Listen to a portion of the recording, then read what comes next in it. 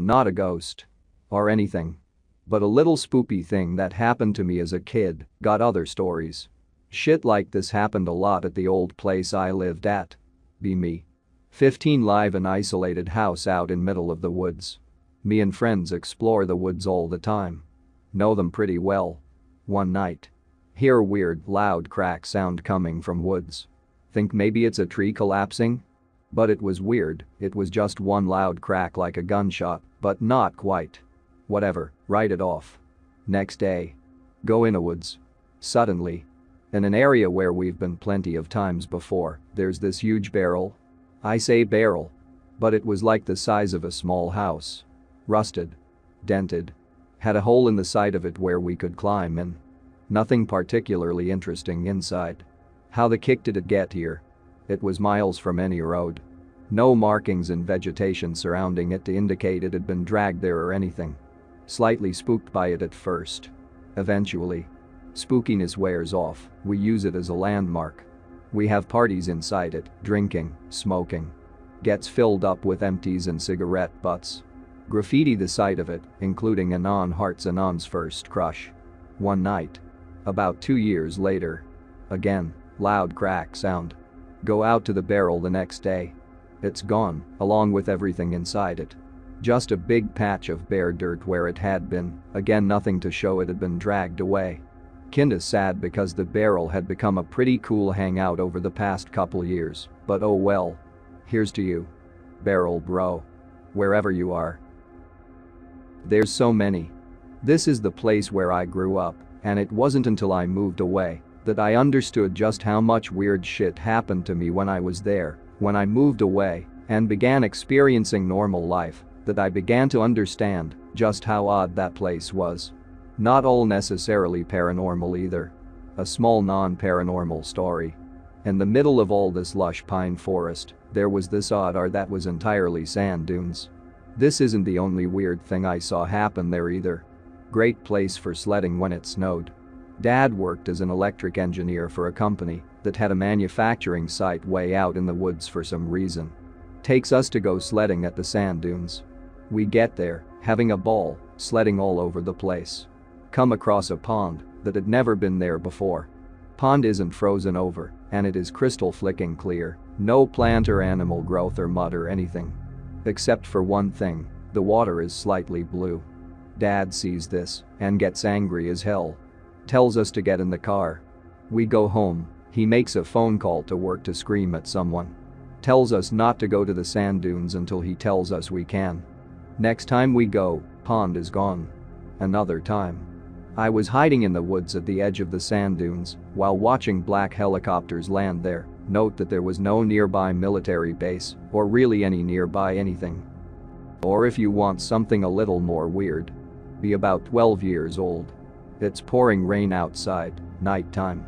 I had just gone out to get our dog out of his pen to bring him inside out of the rain. Because he was still a bit of a puppy and a spaz. He broke out to run into the woods.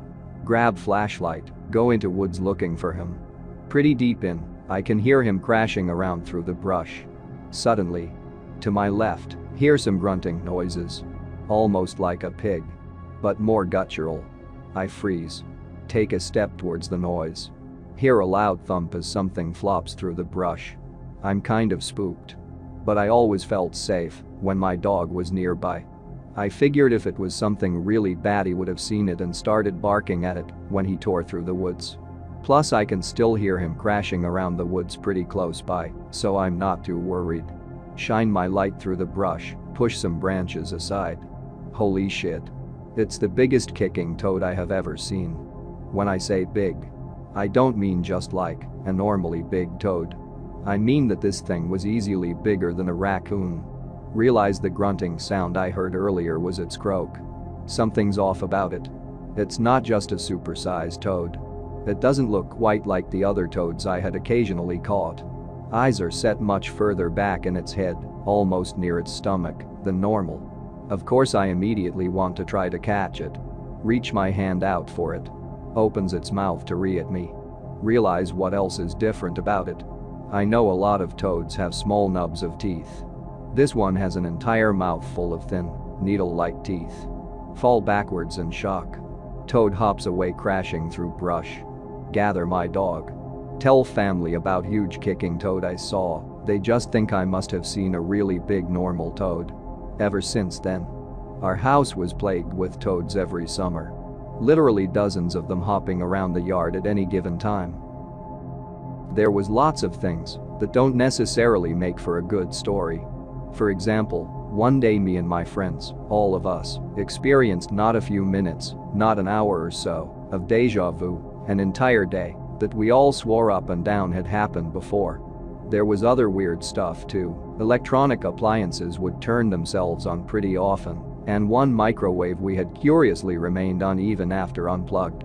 Then there were the people, like the old lady down the street who would always give us children's crayons drawings to deliver to her granddaughter at school. Later found out that her granddaughter had died in a car accident. No idea if she was making these drawings herself out of dementia or something.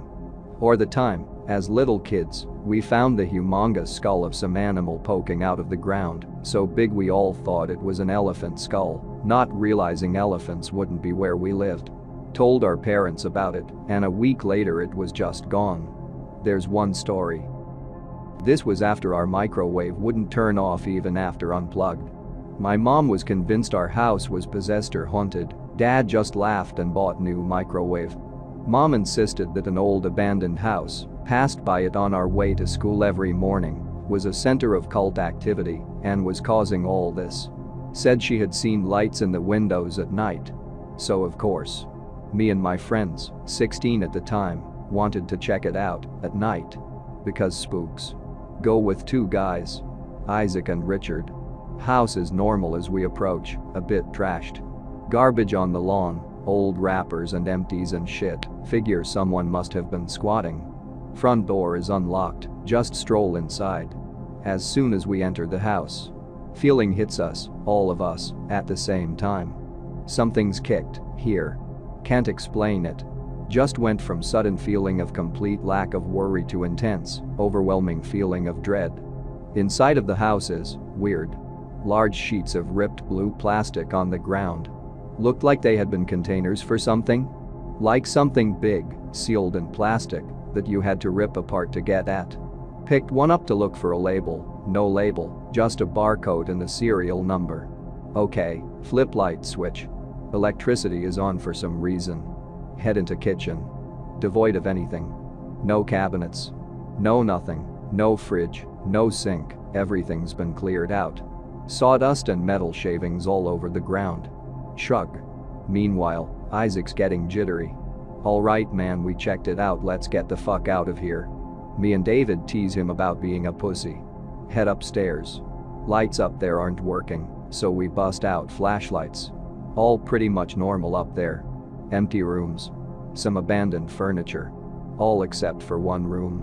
One room that is lined with mirrors. Floor-length mirrors lining every wall. Mirror on the ceiling. Okay. Maybe whoever moved out just hadn't bothered taking them. Richard is behind me, looking down the stairs. Suddenly gets deathly white. Pushes me and Isaac into the mirror room. Before we can say anything he whispers, "Shut the fuck up, someone just turned off the light downstairs." Oh, fuck. We all strain our ears listening. Richard is standing by the door, ready to jump whoever decides to walk in. Can't hear shit. About 20 minutes pass like this. About to suggest venturing downstairs. Suddenly whole house shakes. Every light comes blazing on, even the ones upstairs, which hadn't been working. Isaac just barely stops himself from shouting out. I look out the window of the mirror room. There's no car parked in the front yard. Whoever came into the house, they'd have to try to chase us on foot. House shakes again. One of the light bulbs in the room pops. Glass falls down on me, it's burning fucking hot. Fuck it, time to run. All three of us stampede down the stairs. Basement door is open. It sounds like something's running down there, like a washing machine crossed with a lawnmower gone wild. As we dash past the door, hear someone yell out, "Is someone there?" From the basement. Run into the woods. When we were about halfway back home, calm down a bit. Decide to stick together and drop Isaac off at his house first, then me, then Richard, since his house was the closest walk from mine, He'd spend less time walking alone. Call him to make sure he gets home fine, he does. Next day. The abandoned house is burned the fuck down. Ask parents about it, dad says fire department just used it for practice. Return to empty lot a few days later. The basement had been filled with cement.